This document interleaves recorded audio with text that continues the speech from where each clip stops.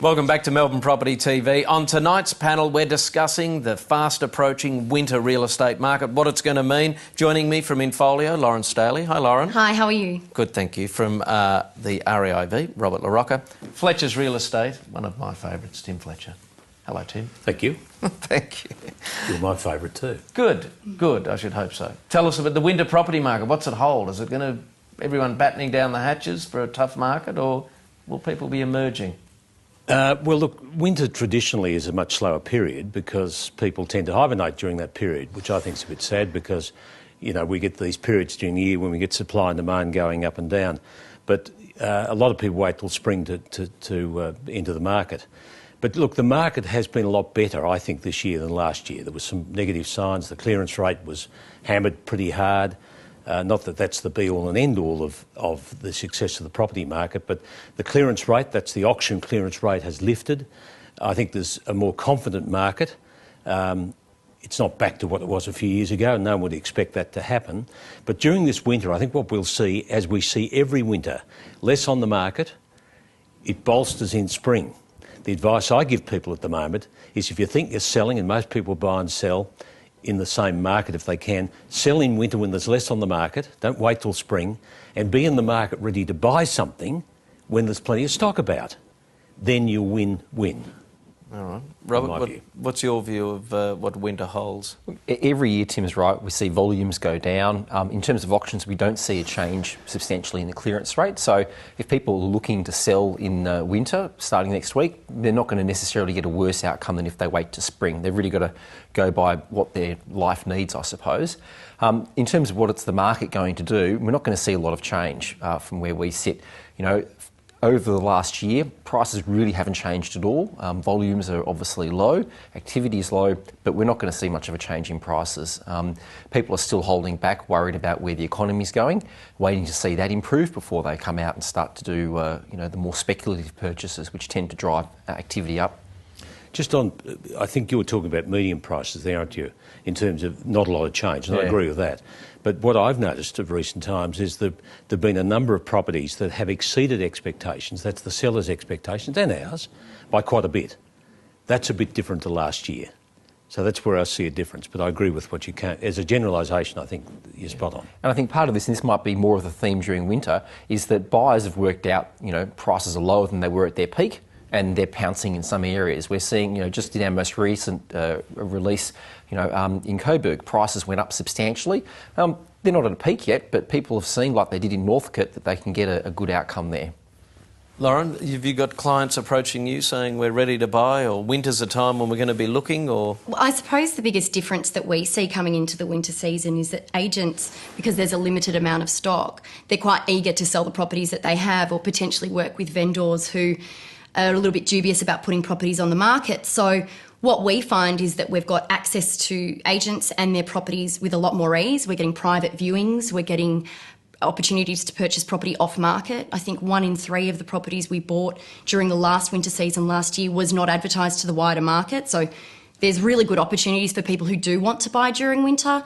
And I think that, one of the interesting things is that during winter, because there's limited stock, you can find the auctions are really quite competitive because people still need to buy. People's circumstances don't change. You've always got a relatively similar amount of people who are looking to buy regardless of time of year. And are people more confident that things are going to the upturn's on its way, do you think? Or are they actually taking advantage of the fact that the market's still flat?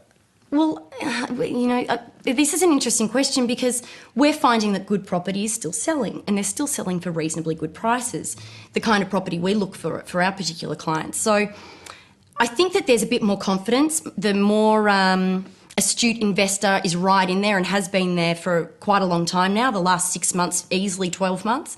Whereas the mum and dad investors who probably need more signals, they will generally come back once the market's on the rise, which is unfortunate. I mean, you can divide the market and those sales into two portions, I think. There's, people need to buy and sell all the time because they need to move for life circumstances. Correct. So that's got to happen, and that's the activity we're left with at the moment. Yes. When the market improves, when the economy improves, it's the speculative, the I'd like to purchase to see what might happen that we'll see come in, and also the higher prices because people are, more confident that they're going to be able to pay it off. That's right, yeah. most people, not everyone, because there are plenty of people in the market who go and buy something as an investment property.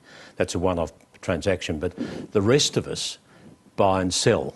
We're upgrading or downgrading in terms of the size of property we want.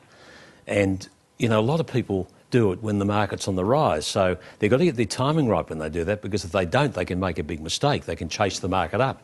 They sell first and the market keeps rocketing up. They're chasing their tails and end up, you know, behind the 8 ball. So in a market that's reasonably stable, which I think probably is a reasonable way to describe it at the moment, it's a very good time to buy and sell. But it's getting the timing right, as we've been discussing amongst other things here.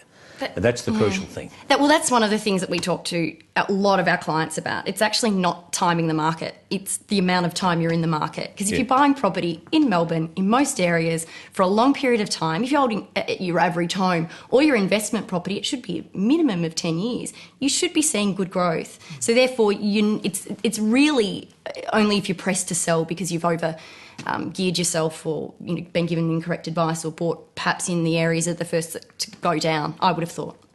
And there is a changing face, Robert, because now banks are breaking away from the Reserve Bank. They're initiating their own rates rises. They're not passing other ones on. Is this sort of clouding the market a bit, do you think? I mean, it's created uncertainty. There's no doubt of that. I mean, the fact that you can't, buyers and sellers can't rely upon seeing a Reserve Bank decision translated into, their own mortgages means there's uncertainty.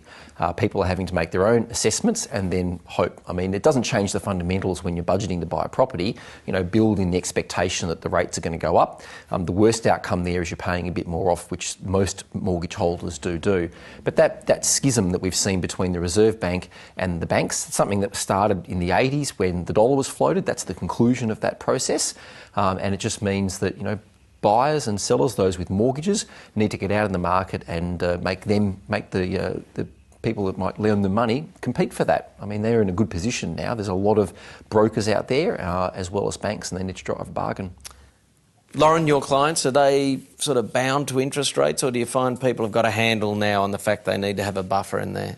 Most people now understand they need to have a buffer. By the time they get to our door where they're prepared to pay for someone to negotiate a purchase or find a property on their behalf, those things aren't a major consideration. They've already met with the broker, their financial planner, whatnot. The structure's been set up for them. However, we do notice that the first home buyers tend to be guided a little bit by what's going on in the media, together with what the RBA is doing. There is, of course, a flip side to interest rates. I mean, we all like to see interest rates go down because it helps our people who are buying and owning properties wallet. But it's also a sign from the Reserve Bank that they're concerned about the state of the economy. If the economy is not going so well, people are not confident, they're not buying, we see issues with unemployment. So, in some respects, it's be far better to see stable interest rate policy and confidence from the Reserve Bank in the state of the economy. That would benefit the market and individuals to a large extent. And there's a real preoccupation with interest rates in terms of what's happening in the market. And that's not to underestimate the cost of money. It is important to people. First home buyers are affected more by rate rises. The rest aren't so much. But the media get very focused about the impact, the instant impact on interest rates. And I think that's a bit sad. Broadly, as Robert said, it's a whole lot of other factors, the state of the nation and all these other factors that impact people's confidence in whether they transact or they don't. There you go. All right, thanks for joining us. Thanks for your predictions on the winter market. We'll be back with more Melbourne Property TV in just a moment.